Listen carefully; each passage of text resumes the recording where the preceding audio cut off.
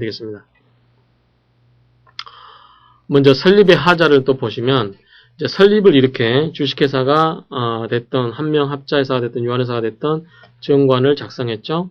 그 다음에 사원을 확정했죠. 그 다음에 출자를 해서 기관까지 만들었습니다. 그런데 이렇게 회사의 실체를 다 갖추었는데 나중에 등기하다 보니까 설립의 하자가 있을 수 있잖아요. 이 단계별로 설립의 절차에 하자가 있다. 이런 경우를 어떻게 할 것인지 이렇게 그 내용들을 다루도록 하겠습니다. 자, 설립의 하자라고 하는 것은 회사가 설립 등기를 해서 외관상 회사가 성립이 됐습니다. 회사가 성립이 돼서 유효하게 성립하고 있으나 설립 절차에 중대한 하자가 있는 경우를 말하며 무효라든가 취소의 원인이 된다. 이렇게 생각하면 됩니다. 자, 여기서 여러분들이 앞으로 꼭 또 많이 나오는 개념인데 설립 무효가 있고 취소가 있습니다. 자, 취소와 무효가 차이 뭐냐? 어떤 게 더 중요한 거죠? 무효가 더 중요한 거죠. 그래서 무효라고 하는 것은 뭐냐면 객관적인 사유입니다. 자, 취소라고 하는 것은 주관적인 사유죠. 어떤 인적, 사람의 알고 몰랐거나 사기라든가 강박 이런 여러 가지 주관적 사유에 의해서 인정이 되는 겁니다. 그러다 보니까 주식회사 같은 경우는 굉장히 자본이 많은 투자자가 참여하는 거죠. 그래서 많은 이해관계자가 있습니다. 그래서 함부로 회사의 설립을 무효로 한다든가 취소하면 안 되겠죠. 특히 회사 설립함에 있어서 투자자가 그 사람이 알았거나 몰랐거나 주관적인 사정에 의해서 회사를 취소할 수 있다든지 하게 되면 굉장히 이해관계인이 많은 그런 회사 형태는 어울리지 않습니다. 그래서 그러한 경우에 주식회사 같은 경우는 이 취소가 인정이 되지 않습니다. 그래서 주식회사 같은 경우는 여러 다수의 투자자가 참여하기 때문에 이런 경우는 굉장히 회사 설립을 무효로 하기에는 굉장히 조심스럽다. 그래서 이런 객관적인 사유만 인정이 되고 어떤 개개인의 주관적 사정에 의해서 회사의 설립을 취소할 수 있다든지 그렇게 하는 것은 주식회사의 설립 취지에 맞지 않습니다. 그래서 이러한 경우는 주식회사 설립의 경우에 있어서는 주관적 사유에 의해서 설립 취소는 인정이 되지 않고 있다. 이렇게 이해하시면 되겠습니다. 이 부분입니다. 그건 왜 그러냐면 그 이유가 밑에 나와 있죠. 이런 경우는 주식회사에 있어서는 사원의 개성이 중요시되지 않고 주식 인수라든가 납입의 하자가 있는 경우에도 발기인이 나중에 보시면 이해하겠지만 발기인이 자본 충실, 즉 무슨 소리냐면 주식회사 같은 경우는 A부터 Z까지 모든 사람들이 자본 투자하겠다라고 했는데 실제로 이 Z하고 Y, X, 이 X, Y, Z가 돈을 안 냈다. 그러면 이때 뭐냐면 어디 돈 안 낸 돈을 누가 물어내야 되냐면 발기인이 물어내야 됩니다.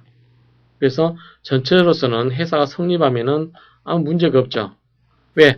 이 사람들이 책임을 짓지 않더라도 이 발기인이 책임을 지어주기 때문에 이 자본 구성하는 회사 성립은 아무 문제가 없습니다. 그래서 이런 경우는 이 개개인의 주관적 사정에 따라서 회사를 무효로 하거나 성립을 안 시켜주는, 취소하는 이러한 행위가 이루어진다는 불합리한 거죠. 그래서 이 내부 견제수단에 있기 때문에 이 개개인에 의한 회사의 취소 사유를 인정하고 있지 않다. 특히 주식회사는 인정하고 있지 않다. 이 점을 잘 유념해 주시기 바랍니다. 그 다음에 구별하는 개념 중에 이제 회사가 이 회사의 설립 절차를 마치고 등기를 하게 되면 뭐가 됐죠? 회사가 성립이 된다고 그랬죠. 그래서 회사가 성립이 됐는데 나중에 취소라든가 무효에 의해서 회사가 소멸이 되면 자, 성립이 돼서 회사가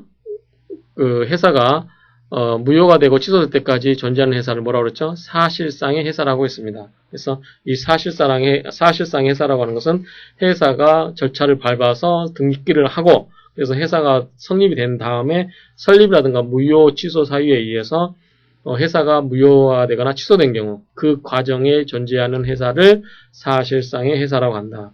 그러면 이 설립 등기를 안 했으면 자 절차를 밟았어요. 여기는 이제 회사가 실체 형성 절차를 밟았죠. 실체 절차를 밟았는데 등기를 안 했다. 그럼 여기까지 회사는 뭐냐면 회사가 성립되지 않은 거죠. 그래서 회사가 불성립이라고 합니다. 이때는 회사의 불성립. 등기함으로써 회사 성립이 되고 그 다음에 성립된 회사가 무효라든가 취소에 의해서 회사가 없어졌다. 이때까지 존재하는 회사를 사실상의 회사 이렇게 이해하시면 되고 다만 이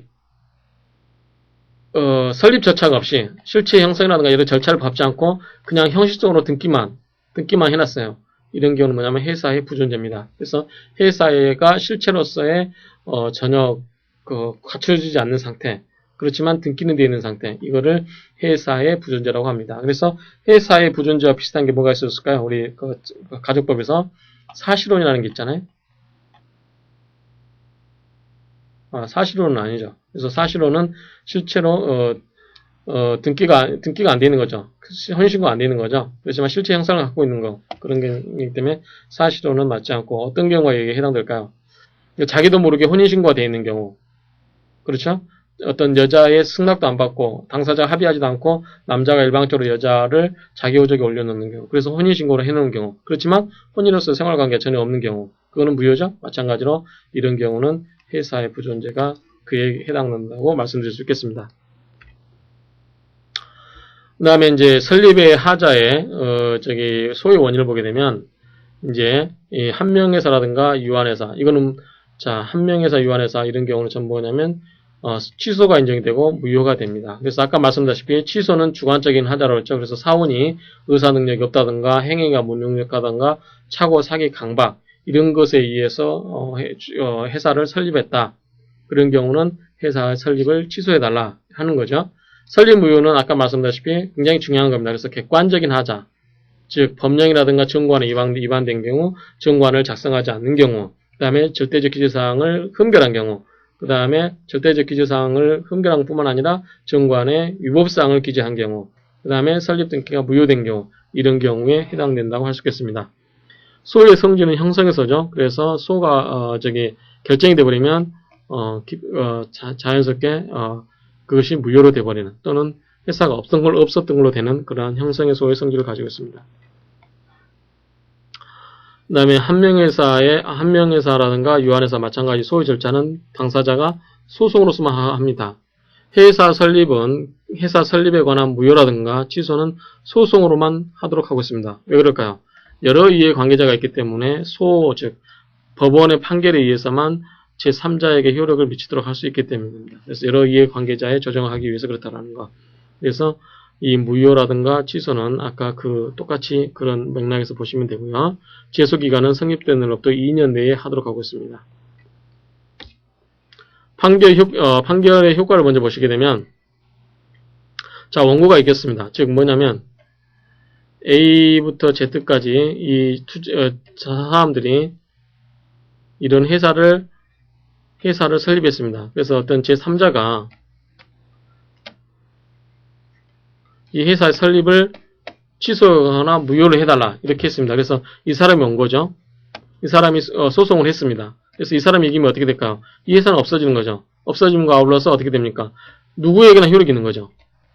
그래서 대세효가 있습니다. 대세효라는 것은 제3자에게도 효력이 있다는 뜻입니다. 그러면 만약에 이 제3자, 즉 원고가 졌으면 어떻게 할까요? 회사가 무효라든가 취소를 주장했는데 법원에서 아니다, 네가 틀렸다 그래서 이 사람이 원고가 졌으면 어떻게 될까요? 이런 경우, 원고가 패소한 경우는 이런 경우는 아무 관계가 없죠. 그래서 이런 경우는 제3자에게 대항할 필요가 없죠. 그래서 이런 경우는 대세적 효력이 없는 거죠.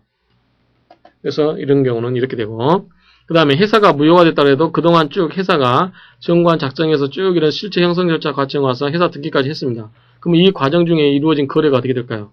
만약에 이게 원고가 회사 설립 무효라든가 취소가 돼서 원고가 이긴다고 하면 이걸 전부 깡그리 소급표가 인정이 돼버린다. 그러면 이 안에 이루어졌던 모든 거래들이 혼란스럽겠죠. 그래서 이런 경우는 장래에 대해서만 효력이 있고 이때까지는 효력이 영향받지 않는다. 즉 불소급표가 있죠. 그래서 이런 경우는 불소급표가 인정이 된다. 그래서 이러한 토대로 말미암아서 사실상의 회사라는 게 인정이 나오는 거죠. 즉 사실상의 회사라는 것은 등기를 해가지고 무효 판결이 될 때까지, 등기해서 무효가 될 때까지 이 중간에 존재하고 있는 회사를 사실상의 회사라고 그랬죠. 그래서 이러한 개념이 여기서 나온다는 거. 그 다음에 등기는 것은 확정 판결될 때 등기를 해야 되고, 회사의 계속이라는 것은 자 이렇게 무효가 됐지만 어떤 무효 사유가 됐는데 회사가 무효라든가 취소돼서 회사가 이제 해산을 해야 되는데 그 하자가 치유되면 다시 회사가 계속해서 존속할 수 있다. 그래서 그 요건을 갖추게 되면 회사가 계속할 수 있다. 그런 경우에 그 다른 사람들의 동의를 받아서 회사를 계속해 나갈 수 있는 것. 이거를 회사의 계속이라고 말씀드릴 수 있겠습니다. 그 다음에 제3자가 이제 원고가 폐쇄한 경우를 보시면, 자, 회사가 폐쇄하게 되면 회사는 그대로 존재하는 거죠. 제3자의 관계, 법률관계도 그대로 존재하는 거죠. 아무 영향력이 없습니다. 이 당사자 간에만 효력이 있는 거죠. 제3자와는 아무 관계가 없다. 즉, 판결의 효력은 당사자 간에만 미친다. 이렇게 이해하시면 되고요. 그 다음, 패소한 원고에게 악의 중과실이 있는 경우에 손해배상 책임이 있습니다. 즉, 이 제3자가 이 회사의 설립이라든가 무효를 취소를 주장해서 소송을 제기했는데, 악의로, 나쁜 마음으로 회사를 골탕 먹이기 위해서 했다. 그런 경우에는 이 패소한 경우에는 악의라든가 중과실이 있는 경우에는 손해배상 책임이 인정이 된다. 이렇게 이해하시면 되겠습니다. 자, 등기 청사는 뭐 이렇게 쭉 보시면 되겠습니다. 그 다음에 주식회사의 이제 설립 하자를 보게 되면, 자, 주식회사에는 아까 말씀드렸다시피 객관적 하자만 있다. 즉, 뭐가 있다? 설립의 무효만 있고, 주관적 하자는 원인이 될 수 없다. 이거는 뭐다? 취소가 인정이 안 된다. 이렇게 들으시면 되고요. 그 다음에 이제 다른 회사와 달리 사원 이외에도 이사라든가 감사가 회사의 설립을, 무효를 주장할 수 있다. 그 다음에 회사의 계속제도가 없다. 왜 없을까요? 자, 회사의 계속제도라는 것은 여러 회사의 사원들이 있을 때 어떤 특정한 사원에게 문제가 있어서 회사를 무효로 시키는 경우, 즉 회사를 존립을 안 시키는 경우에 불합리하기 때문에 이 사람을 뺀 이 사람들로 하여금 이 사람을 빼고 이 사람들로 하여금 회사를 계속 유지시켜 주는 것. 이게 회사의 계속제도라고 그랬죠.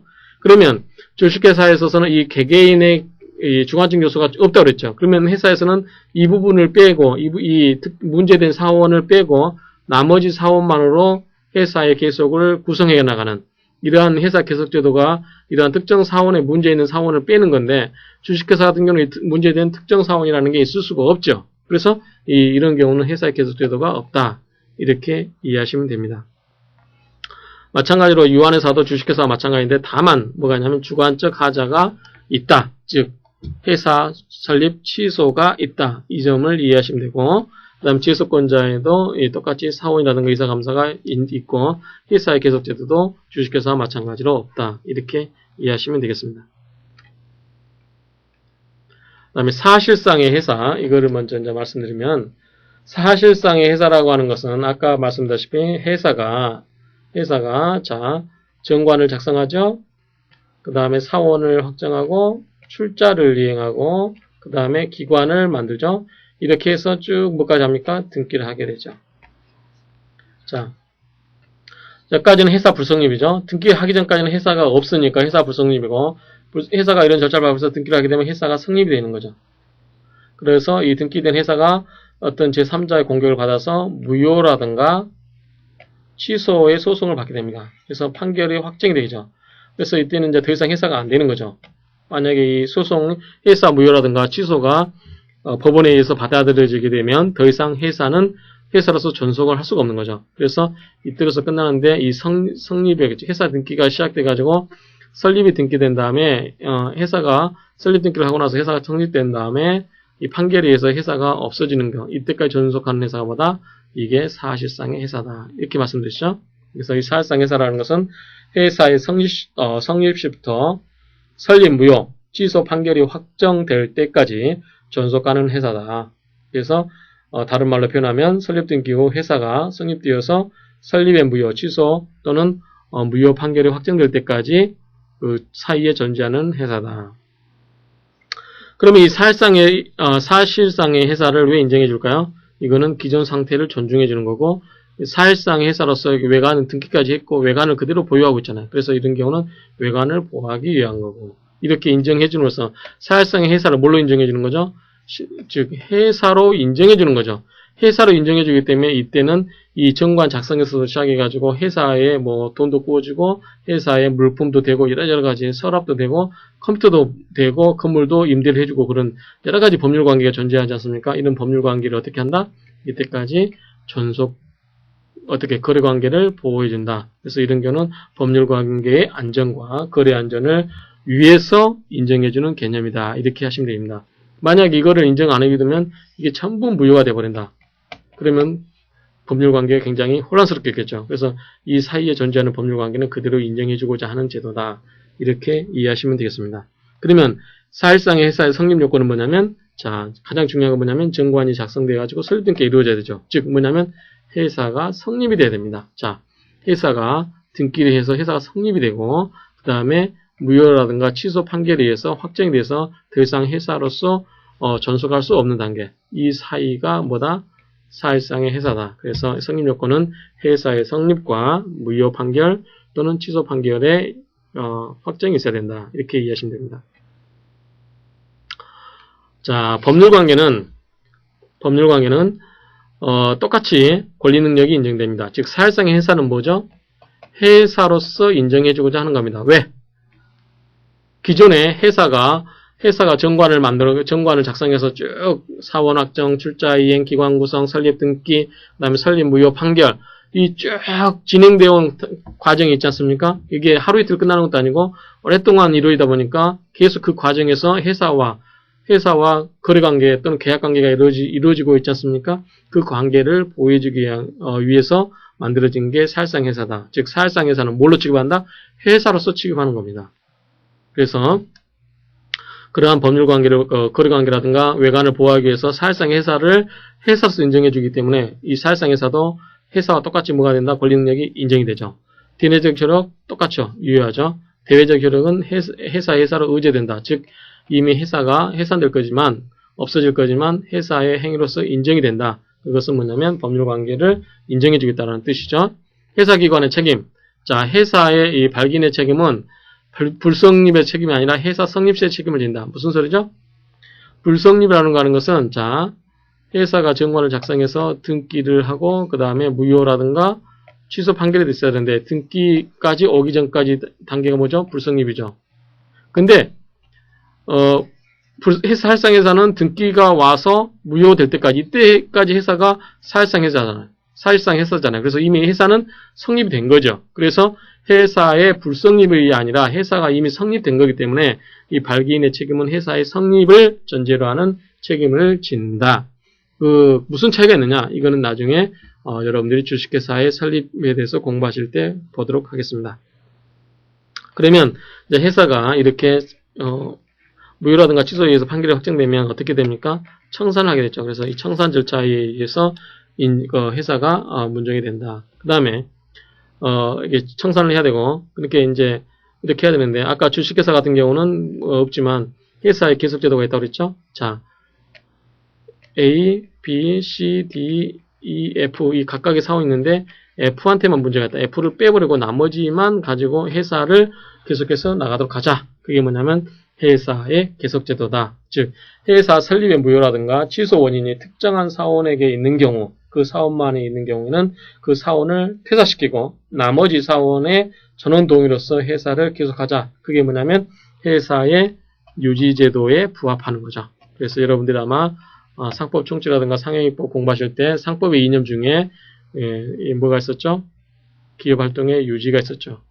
될 수 있으면 회사를 망하게 하지 않고 계속 유지시켜주는 거. 그래야만 회사와 이해관계에 있는 사람이 많기 때문에 그 사람의 거래관계를 보여줄 수 있죠. 그래서 기업 유지 차원에서 회사의 계속제도가 가능하다. 다만 뭐는 안 된다? 주식회사는 안 된다고 그랬죠. 왜? 주식회사에 있어서는 주식회사 사원의 주관적인 하자에 기한 설립 취소가 인정되지 않고 객관적 하자만 인정이 되는 설립 무효만 인정이 되기 때문에 그렇다라고 말씀드렸습니다. 그러면 이번 시간은 이러한 내용으로 마무리 짓도록 하겠습니다. 수고하셨습니다.